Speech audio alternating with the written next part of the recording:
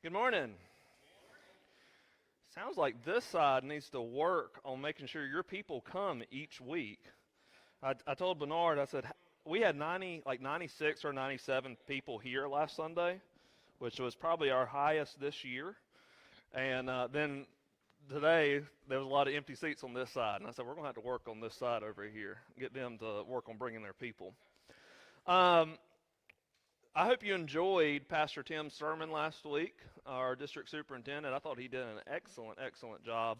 I never heard him preach before, but that was my first time, and I thought it was very applicable and very good for our church. He wrote a very nice letter to our church, to our leadership, and was really impressed with what he saw here, and so thank you for that. Thank you for behaving for the most part, Randy. We'll get you this week, though, Randy. I got a few jokes in here directed at you. We are going to finish our series, The Lord of Creation. We've got about 3 more weeks left, and today I'm kind of breaking my rule where I was covering one day at a time. We're going to cover a day and a half, even though it's probably not a half a day, but we're going to cover the creation of animals. And that happens on both day 5 and the beginning part of day 6. Day 6 is when human beings are created. But before that, he creates the land animals. On day 5, he creates flying and swimming animals. On day 6, and this is a little tease for you, he did create dinosaurs. So we're going to talk about dinosaurs a little bit today. I am an animal lover. I am one of those, and Sarah hates them, but I'm one of those that will watch a nature documentary on Netflix or whatever it may be just to see the animals in their original habitat. I've had a variety of pets throughout the years. As a child, I had dogs, cats, birds. I think I had an ant farm at one time, fish. Me and my cousin would catch turtles and keep turtles for a little bit. One of them had a tumor on the side of his head. And then we would keep the chickens that got left over from my dad's farm. When they'd come pick them up, some of them would get left, and we would kind of take care of them. Today, I have 1 betta fish, 3 snails in that betta fish tank because I'm getting tired of cleaning the algae out, so they'll eat the algae for me. 2 small goldfish ponds, 2 dogs, a crazy cat, and then my wife's personal favorite, 2 tree frogs. If you know Sarah, she hates frogs, and I'll tell you what happened there. I have what's called a vivarium, and it's like a terrarium. Have live plants in there, and then I actually put so it's an aquarium in itself, and then I put an aquarium within the aquarium. I should have took a picture to show you, but what I did there was I was at my mother-in-law's house doing some work, and there's a couple tree frogs there. Sarah went with me, so I was like, hey, I'm going to catch these tree frogs. I'm going to see if I can keep them alive. And so I put them in a water bottle, took them home, dumped them into the thing, and I told Elijah, but I said, don't tell Mama that we have tree frogs in the house because she will freak out. I think I only lasted a day before I told her that there was tree frogs in the house. But now, because we have tree frogs in the house, we have crickets in the house and little roly-polies in the house for me to feed them. We have a whole ecosystem there in our house, essentially. But you know, the weirdest pet that I've ever taken care of was a 4-legged chicken. It looked similar to this. The legs were coming out the backside. We kept it, me and Alex and my other cousins, we kept it for I don't know how long. It stayed alive for a little while, but it was obviously deformed. Something happened to it. And because it was 4-legged, the chicken company would not take it because I don't think anybody wants 4 chicken legs. That's the best part of chicken. Not these chicken legs that are coming out the rear end. I got other jokes. I'll just save them for right now. But yeah, we had a 4-legged chicken, and so we went to Ripley's, believe it or not, at Myrtle Beach, and they had a 4-legged chicken there, and I was like, well, I can believe this because we had it in little old Erec, North Carolina, so not that strange to me. I do know we have some animal lovers here today. Some of you have some more complex pets than I do. I know Lucas and Noah have a couple of chinchillas. David has had a monkey. Right, David? And then Angela has David. You talk about complex pets. That's a complex pet right there. If you are an animal lover, we are blessed here in this area because we can go right up to the North Carolina Zoo and see animals from all over the world. But here's the thing. Our zoo only barely scratches the surface of all the different types of animals in the world. On days 5 and 6, God creates a wide variety of animals, many that are not even around today. So let's talk about that a little bit as we work through days 5 and 6. So here we go. Genesis 1:20 through 23 is day 5. So let's read that. Then God said, "Let the waters teem with swarms of living creatures, and let birds fly above the earth in the open expanse of the heavens." And God created the great sea creatures, and every living creature that moves, with which the waters swarmed according to their kind, and every winged bird according to its kind, and God saw that it was good. God blessed them, saying, "Be fruitful and multiply, and fill the waters in the seas, and let birds multiply on the earth." And there was evening, and there was morning, a fifth day. So on day 5, God gives life to many types of sea creatures and birds. And I specifically use the language here that he gives life because this is the first time in creation that God has created something that has life, at least from the biblical perspective, that has life in them. And the reason why I say from a biblical perspective, the Bible doesn't consider anything alive unless it has breath. The plants do not have breath per se. And so he did not give them life. He created the plants. But this is the first thing. These animals are the first things that God has created that has life in them. So what it says in Genesis 1:20, let the waters teem with swarms of living creatures. The word for living creatures right there literally means breathing creatures that are alive. So these are sea creatures. These are birds that are living, moving, breathing, and feeling. I thought about today how animals have emotions. Animals, my dog, when I get onto them, their little ears go back because they know that they are in trouble. He created many types of sea creatures that day. It says that he created swarms of living creatures. Swarms, obviously, I think about bees swarming around my head or around my body, or just a swarm of bees, a ton of them. That's the picture that we want to have for what the seas looks like. He's filled the seas with all types of sea creatures. Did you know that an estimated 50 to 80% of all life on Earth is found under the ocean? 50 to 80%. Means the majority of life is not found where we can see it. It's found under the ocean. Any guesses on how many types of marine species there are? Throw a number out, Randy. 30 million. No? Billion. No. Less than that. A lot less than that.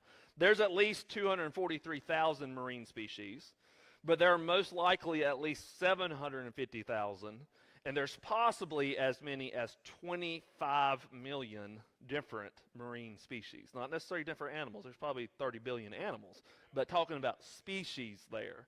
That sounded like a very educated guess to me. Maybe not even educated guess. It's like, hell, somewhere around 243 to 25 million. I think anybody could have said that because that's a wide range. 95% of the oceans have not been explored yet. 95%. These sea creatures all look different, act differently. They live in different spots. They eat different things. I decided to get some pretty ones up here, and then this is Randy's cousin, actually. That's a descendant. That looks like a dog that drowned or something. You gonna dress up as Halloween as that? God created some beautiful creatures. Like these are almost see-through. That is like spiraling. My mom and myself, I love seahorses. It's amazing that he created seahorses, especially male seahorses, with a pouch to carry the babies. the different colors that we see, the different shapes that we see. He created many, many, many different types of sea creatures that day. The Bible says that he created great sea creatures. Genesis 1:21 tells us that. God created the great sea creatures. The word for great there, and I might not be pronouncing it right, but it's teninum. And that word literally means to stretch. So God created stretched sea creatures. Sea creatures that are stretched out. Sea creatures that are big. Others translators translate this verse as sea monsters. Teninum would be the plural word. If we look at the singular form of that word, it is translated as serpent, dragon, or sea monster. It seems like here that we have an indication that God created some massive sea creatures. And that he did. The largest sea creature that we know of is a blue whale. A blue whale, the largest one that there ever was 110 feet long, or the length of 3 school buses. It can weigh 400,000 pounds, which is equivalent to the weight of 33 elephants. The tongue of a whale weighs as much as 1 elephant. Just the tongue weighs as much as 1 elephant. The heart is about the size of a small car. And on my notes, that says about the size of Randy's car. His Civic, yeah. That's how big the heart is. The blue whale's main blood vessel is wide enough for a person to crawl through. So we're talking about a creature that would fill this room. Huge. My mind can hardly comprehend it. The longest one was roughly 3 school buses long, 110 feet. Average is about 70 to 90. You can see that an average one is about 6 mid-sized cars lined up together. That is a big, big, big sea creature. And yet it might not be the biggest one that God created. There's a sea creature that is mentioned called Leviathan. And Isaiah 27:1 says this: "On that day the Lord will punish Leviathan, the fleeing serpent, with his fierce and great and mighty sword. Even Leviathan, the twisted serpent, and he will kill the dragon who lives in the sea." The word for dragon there is the same word that was used talking about the great sea creatures from Genesis chapter 1. Some people say that this animal really did not exist. Some will say that it's metaphoric. But yet we have a very clear description of this dragon or of this sea creature in Job 41. Let me read you a few of those verses. This is verses 13 through 15. "Who can strip off his outer covering? Who can pierce his double armor? Who can open the doors of his face? Around his teeth there is terror. His strong scales are his pride, locked as with a tight seal." Verses 18 through 21. "His sneezes flash forth light, and his eyes are like the eye of dawn. From his mouth go burning torches. Sparks of fire leap forth. From his nostrils smoke goes out as from a boiling pot and burning reeds. His breath sets coals aglow, and a flame goes forth from his mouth." Verses 22 through 24. "In his neck dwells strength, and dismay leaps before him. The folds of his flesh are joined together, firm and immovable on him. His heart is as firm as stone, and as firm as a lower millstone." So we're talking about an animal, and there's a really good YouTube video. I actually screenshotted this this picture from the YouTube video. There's a really good YouTube video that just kind of takes you through the different parts. So his scales, both in front and back, are pretty much impenetrable. You can't take them out. His mouth, he breathes fire out of his mouth. He has many teeth. His mouth is, I forgot how it described it there at first. Who can open the doors of his face? Talking about his mouth.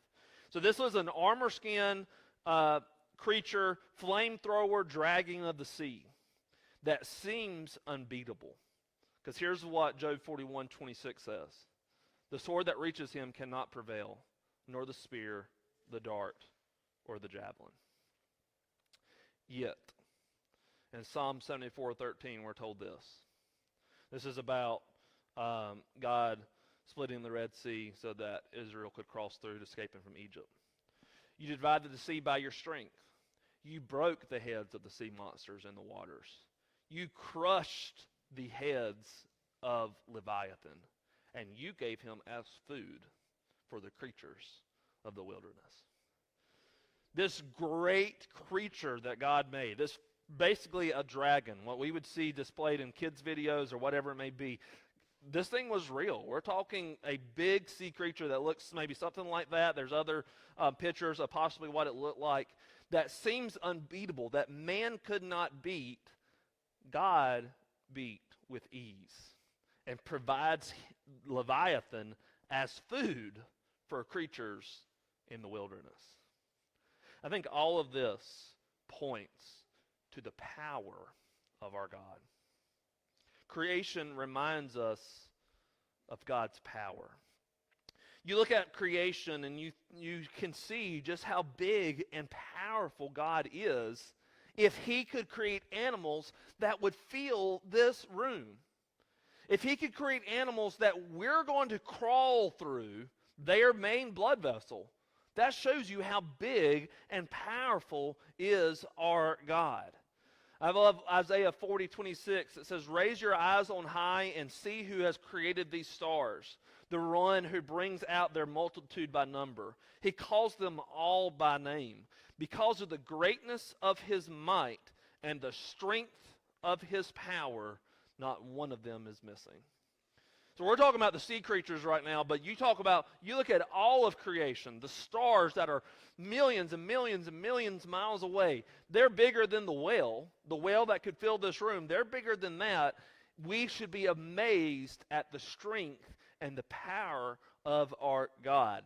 And what creation reminds me of in particular is that with God's power, with the power that he possesses, if he wants to do something, it's going to be done.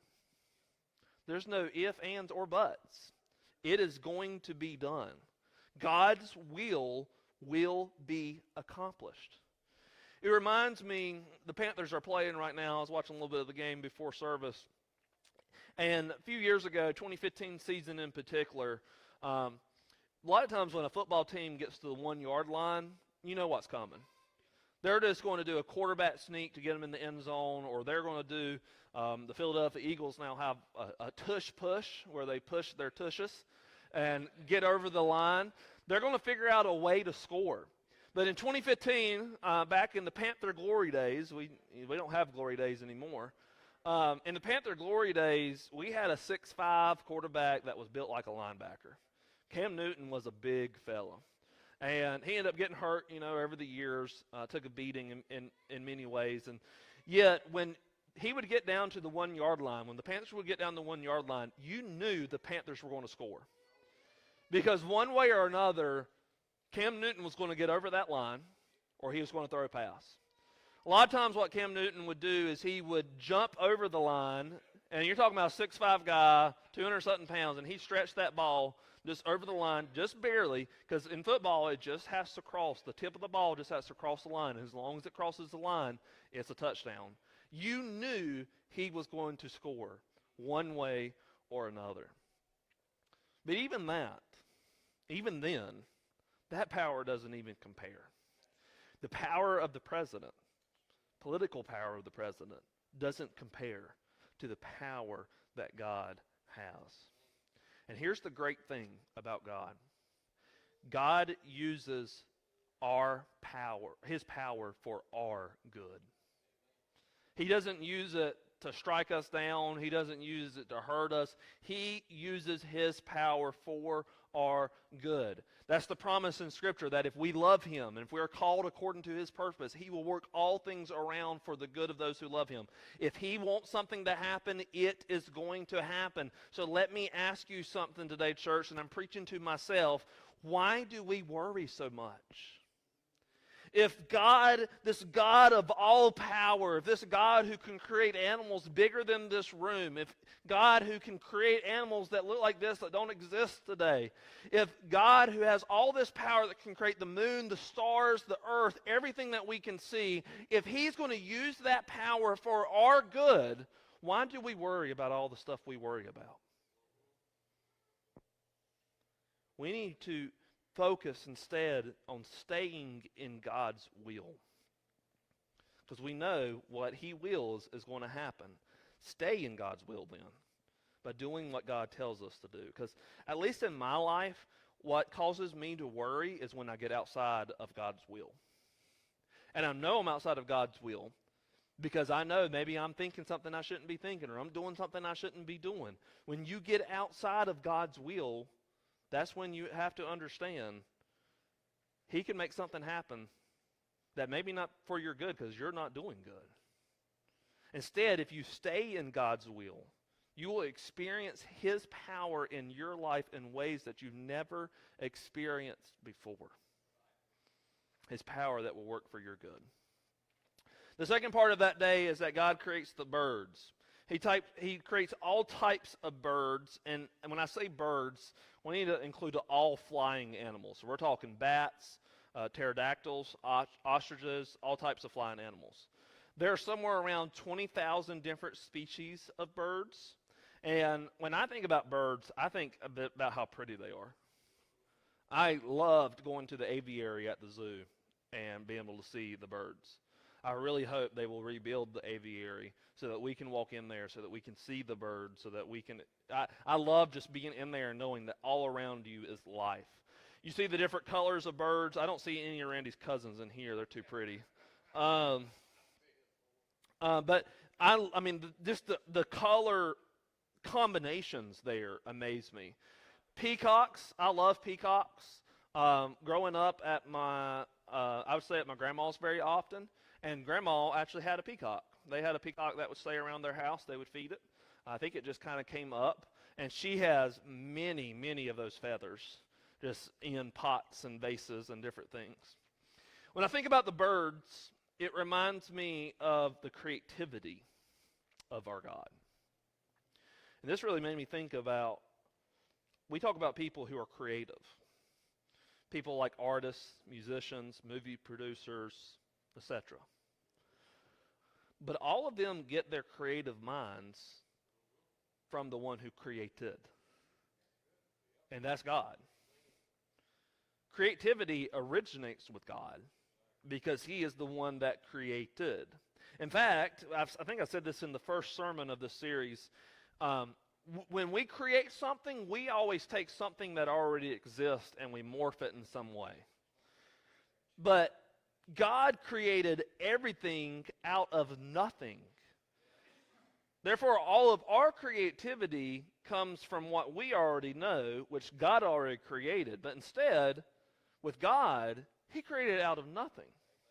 You realize there was no law, no decree that said that God had to create birds in a world that is as beautiful as it is? You know, God could have, because he is God, he could have created a boring world that's all in black and white, that is plain, that, I mean, he didn't have to do what he did, yet he created a very, very beautiful and complex world. A world full of color. In the Heaven series we did a while back, when we talked about some people who have died and went to heaven and came back, or they had visions of heaven, one of the things that about all of them mentioned was that they could see more colors in heaven. So we, with all of these different beautiful colors, we only get a taste of what our God has created both in heaven and on earth. One of the things that I try to do, and I especially have been aware of it this week with doing this series, but we need to enjoy God's creativity. When we go to the beach with Sarah's family, we stay at a house that has the prettiest sunsets. We look out over, this is technically considered a creek, but it's part of the waterway. And so if high tide comes in at just the right time, the sunsets there are beautiful, beautiful. Sets just right over that water, and it just creates a beautiful scene. And a few years ago, I remember we were having some of the sand from the desert over in Africa. It was coming over, and so it created even prettier sunsets. But look at all the different colors that are even just present in this picture. And of course, this picture doesn't do it justice on how pretty it is. But every night, there's a different painting in the sky. I love Tanya taking the pictures that she posts on Facebook of what the sunset looks like at night. It's a different painting each and every night when we can see the sunset. And there's times we're at the beach where I just sit there and I marvel at the creativity of our God. And we're going to talk about next week how that creativity was done in making us too, was showed in making us too. How he made us so complex in ways that glorifies him. So God creates both the birds and the sea creatures according to their kind, which means he created certain species. We've already covered that during the series as well. When it says kind, it's talking about species. God then blessed them. This is another first thing that has happened. God blessed them and told them to be fruitful and multiply. To bless means to wish well. And what he does is he's literally communicating his desire that they multiply and they increase in numbers. And if you need to know how that happens, you can ask David as you leave today. But the fact he tells them to do that shows that they are mature. And we're going to get that in a second as well. In Genesis 1:24-25, we see the creation of land animals. So this is moving to day 6, the beginning part of day 6. It says, Then God said, Let the earth produce living creatures according to their kind, livestock and crawling things and animals of the earth according to their kind, and it was so. God made the animals of the earth according to their kind, the livestock according to their kind, and everything that crawls on the ground according to its kind. And God saw that it was good. So in day 6, God created animals for agricultural use, animals that are close to the ground, and wild animals. Stood out to me this time that it says, let the ground produce, or let the earth produce. These animals, just like human beings, were created from the earth. There are some scholars that when, say, in day 5, when God says, let the sea teem with sea creatures, that God created the sea creatures out of water. It doesn't exactly say that, but it's just interesting to think about. But the animals are created from the ground, just as human beings are created from ground. The fossil records that we have show some interesting things that proves what the Bible already says. So we've stated multiple times that God has created the plants already mature because they're able to produce fruit. God creates the animals already mature because they need to reproduce. And God creates human beings already mature. Therefore, it is plausible that God could have created a mature earth, which throws off the scientists in determining the years, how old the earth is. The fossil records show that a species does not arise gradually in one area. Instead, when they see the fossils of these animals, they see that these animals appeared all at once, and they were, quote, fully formed at that time. So in other words, when animals appear, they don't see some babies, they see adults all at one time. It aligns with what Scripture tells us about them being mature.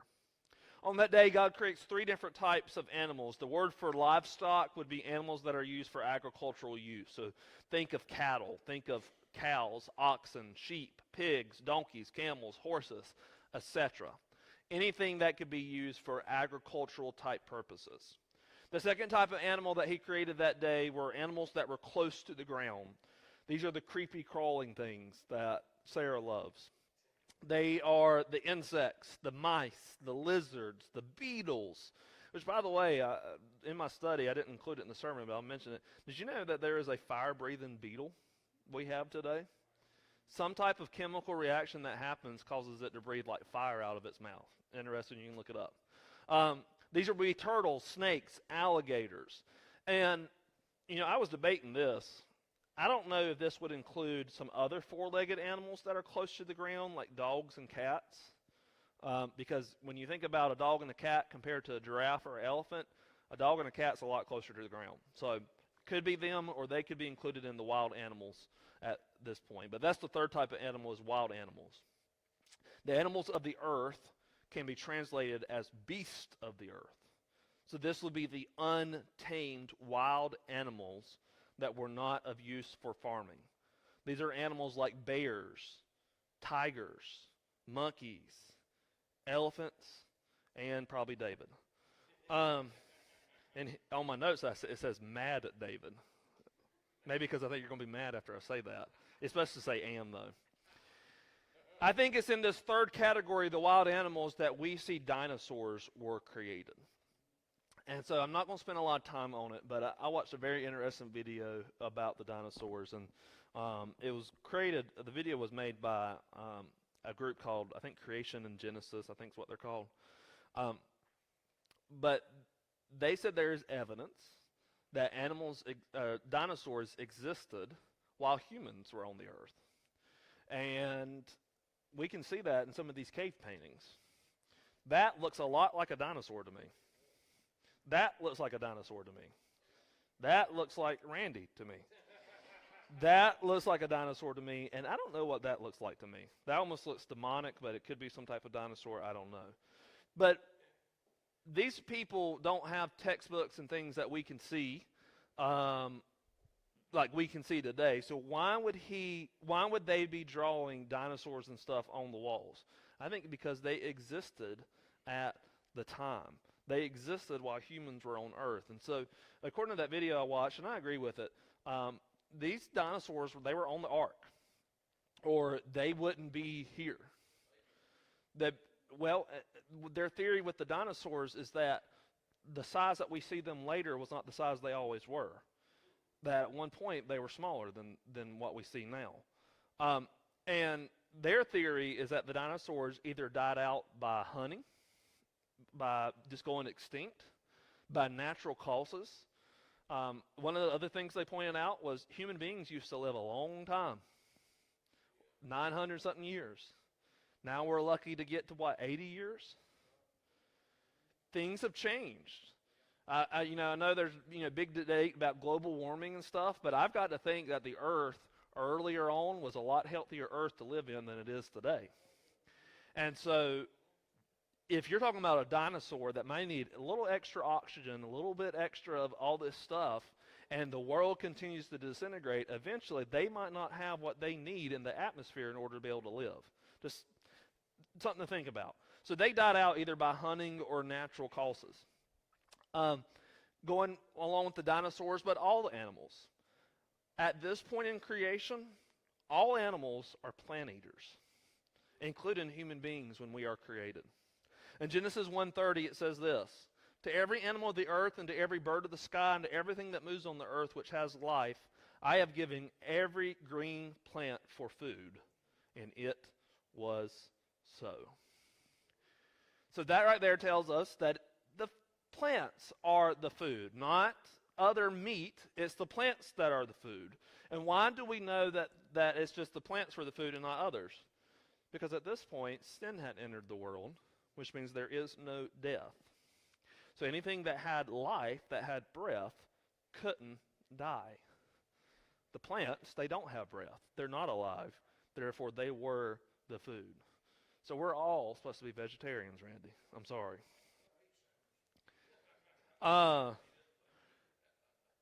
But yet, and this shows, I think, the wisdom of our God, and I'm getting to that in a second. Yet, God had built into the DNA of every animal, every living thing, the ability to eat meat. Because he foresaw that the fall would happen, and many animals would need to eat meat. Not only that, but it is clear that animals were built with the ability to evolve to their surroundings. We don't believe in evolution in terms of cell to an animal, but we do believe in evolution in that animals can change over time to go along with what their surroundings are. But yet, A dog's not going to become a cat, no matter how much they try. A cat's not going to become a dog. They're going to stay within their kind. So a dog's going to be a dog, a cat's going to be a cat, a bear is going to be a bear. I got them confused for a second. I said bat. But they think polar bears came from brown bears. And what happened is the polar bears, where they were at, over time, they began to turn white in order to camouflage into their surroundings. That was part of that evolutionary process that God had built into their DNA.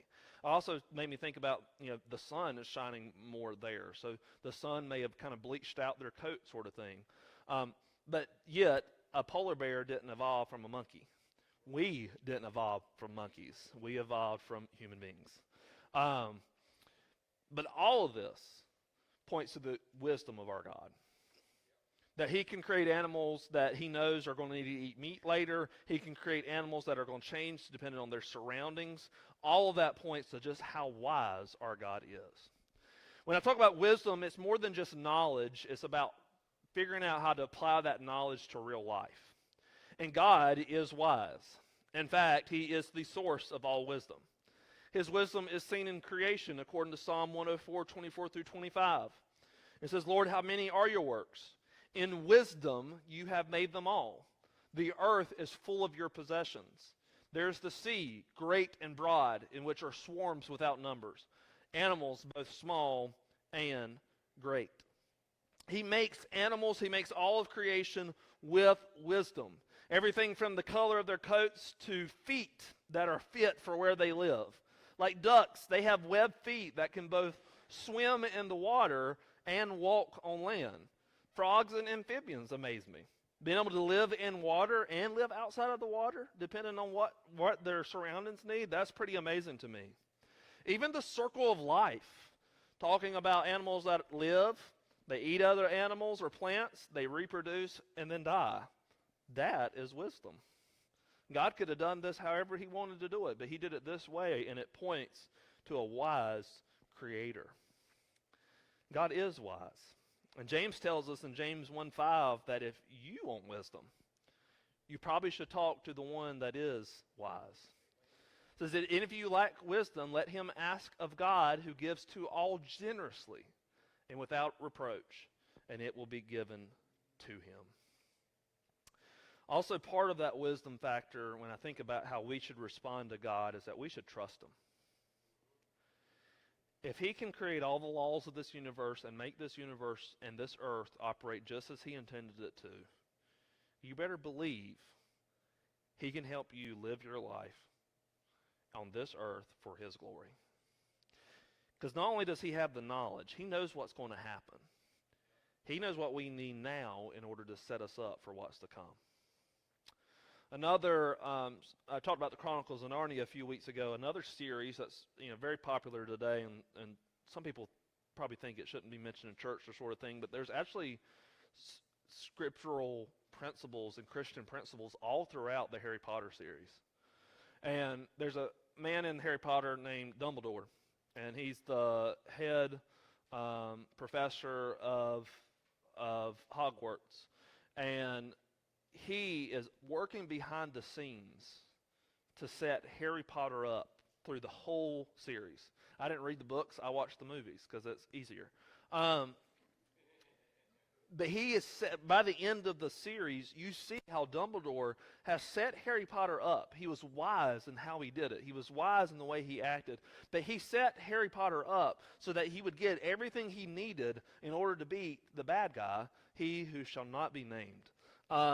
He made sure that Harry Potter got the cloak of invisibility, that he got the resurrection stone, that he got the things he needed in order to win in the end. And has that same thing not happened in our life with God? Has God ever set you up for something that you had no clue was coming, but eventually it came and you look back 3 months before and he set you up for what was coming? He's done that in my life time and time again. That all points to the wisdom of our God, therefore we should trust him. And ultimately, to end today, all of creation points to the existence of God. He is real. He is alive. He created all that we see. Romans 1:20 says, for since the creation of the world, his invisible attributes, that is, his eternal power and divine nature. So we talk about his power. We've already talked about the power that he possesses. His divine nature. He's creative. He's wise. All of that has been clearly perceived, being understood by what has been made, so that they, us, are without excuse. And so, you look at creation, it all points to the existence of God. And if God exists, then that changes everything for us. That should change how we live. That's to change how we act. That's to change what we believe. That should change us at our core. And so the next part of that is, if God does exist, then we must.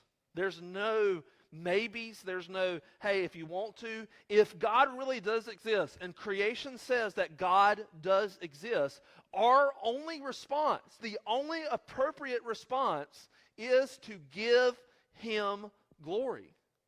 To live a life of worship and devotion to him. Because here's the next part of that verse in Romans 1. Paul says, even though they knew God, they could look at creation, they see that God is around, they did not honor him as God or give thanks to him, but they become futile in their reasoning, and their senseless hearts were darkened. If God exists, our only response is to give him glory, to change how we live, to change our devotion, to change who we're focusing on, to change our lives, and to come in faith in him and to follow him. And luckily, he's made a way for us through Jesus. There's a story told in table gathering a few weeks ago that I want to share to end today. Somebody went outside. Worship team, you can come on up. Somebody went outside, and it was dark, of course, it was night. And they looked up in the sky, and it's not that they were having a crisis of faith or anything. They just looked up in the sky and they say, God, if you're real, show me a shooting star. And immediately the thought came into their head, just look around. We don't need a shooting star to know God's real. I can walk outside and say that God's real. I don't have to walk outside to say God's real. We're going to talk next week about the complexity of the human body. I can look at you and say God's real. In fact, Scripture says that we are made in the image of God. So we look something like God. There's attributes of God within us. There's attributes of God in creation. And so we know God is real. Simply by looking outside. Simply by being alive today. And so my challenge for you this week is this. Spend some time in nature. There's a great trail right up the road here. You go up to 13, take a right. The trail's on the left. They now have a sign up. It'll take you back down there towards, trying to think what the creek's name is. It'll take you back down there towards a couple creeks. It's a beautiful area. And I'm hoping you'll walk there before I do so that you get all the spider webs and I don't. But when you walk it, I've seen deer there multiple times. Squirrels, they can be a nuisance. But they're pretty amazing creatures to be able to run up a tree. Deer, I know some of you love killing them. And they taste good, right, Felicia?